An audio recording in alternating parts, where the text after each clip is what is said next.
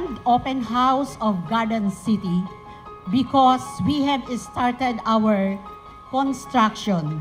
The construction is already underway and hindi ko maisip na talagang gaganda ang lugar. Sa pamamagitan ninyo lahat ng tumutulong sa amin at lahat ng aking pamilya na nandito. Thank you very much.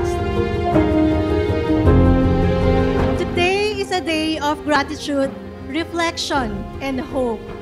Growth means movement, and today we move forward.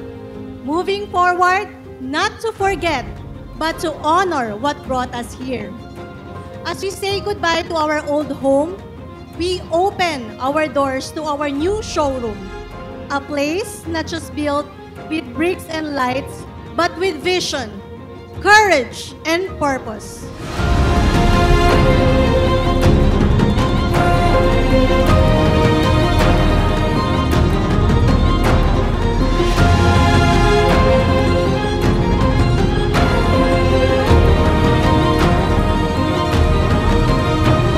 Majority of them have been working behind the scenes in order for us to be able to fulfill our promise, yung ultimate urban paradise natin, which is Garden City.